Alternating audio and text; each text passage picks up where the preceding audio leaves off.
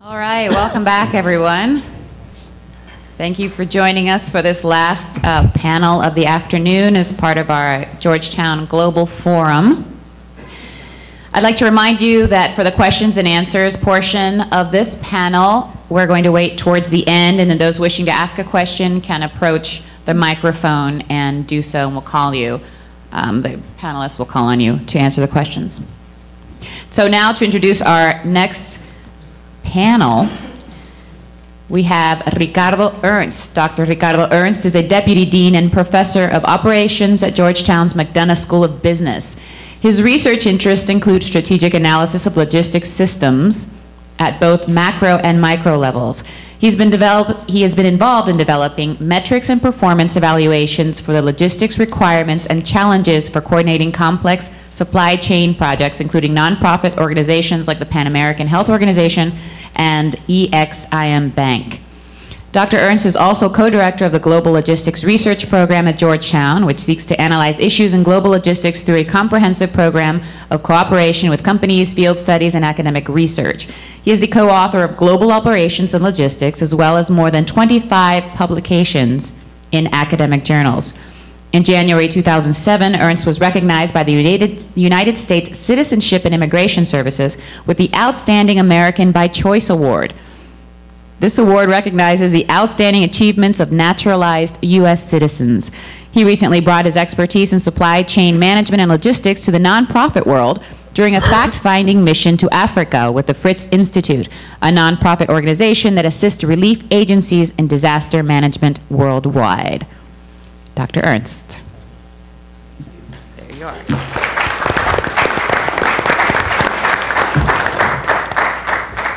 Thank you very much. Welcome. We want to welcome you all to session also known as happy hour, given the time. Welcome to the second panel dealing with relief and reconstruction. I believe the title has a lot of significance in light of the current events. Either Mother Nature or the financial creativity requires us to think carefully about relief and reconstruction. In both, new technologies and business models are increasingly at the center of relief and rebuilding efforts. The fact of the matter is that technology has allowed for the creation of virtual organizations that enable new and traditional organizations to operate at a different speed. Everything is faster. We talk faster, we type faster, we eat faster, we think faster, we move faster, we act faster, we drink faster. New business models are required. That's a requirement of this new environment. But we have to be careful and pay attention to the two key rules of technology. The first rule of any technology is that when applied to an efficient operation, it will magnify the efficiency. The second is that when technology is applied to an inefficient operation, it will magnify the inefficiency. The greatest danger in modern technology is not that machines will begin to think like people, but that people will begin to think like machines.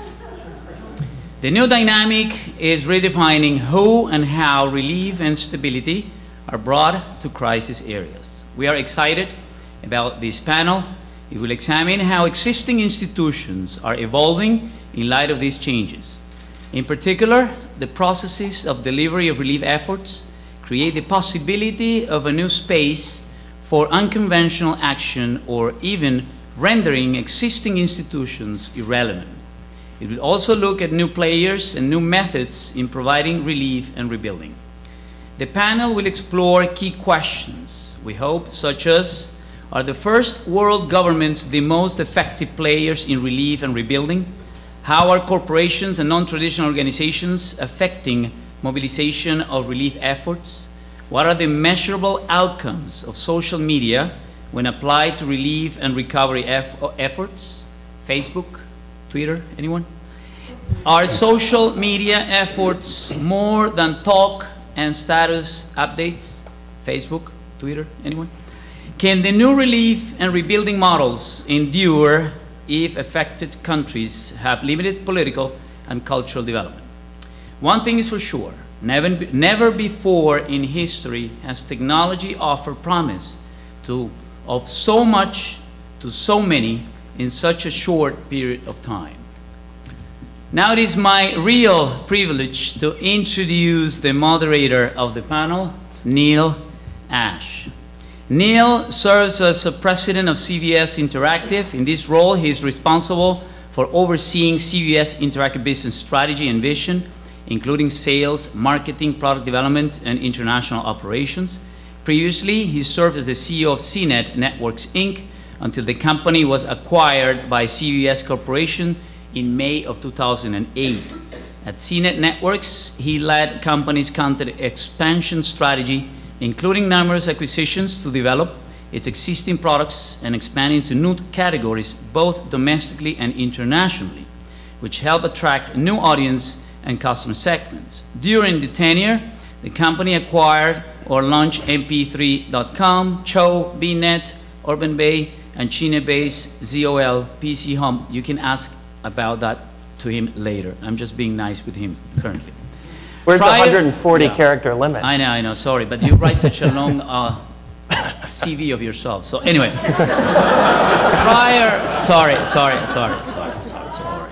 prior to joining CNET, and it's 10 pages long, I'm making 1 page. So he founded several other things that are way beyond this panel. So, but I have to say the following. He holds an MBA from an unknown community college called Harvard Business School. And my personal claim to fame, is that Ashe was my student. So Neil was my student. So it is my real privilege to introduce to you guys Neil. Thank you. I'm embarrassed to say that was probably 23 years ago, but I'm not embarrassed to say that he looks exactly the same as he did back then. As Ricardo was so kind to point out, I've made my career on the internet. And the internet has really changed, I think, the way that everyone thinks about everything. And so when you talk about the pace of change and how and why it's accelerating, it really can be traced, in my opinion, to the ability to inspire the imagination of people. And by connecting everyone in the world, we've empowered all the people whose imaginations have been inspired.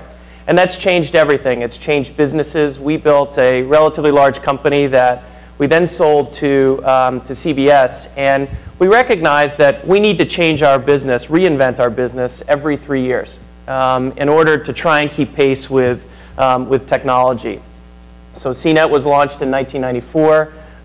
When we were sold to CBS, we were the 10th largest internet network in the world. Now we're the 7th. And in that 15-year tenure, we've grown from 0 to serving about 250 million people. Facebook, alternatively, has grown in the last 3 years from serving no one to serving about 400 million people.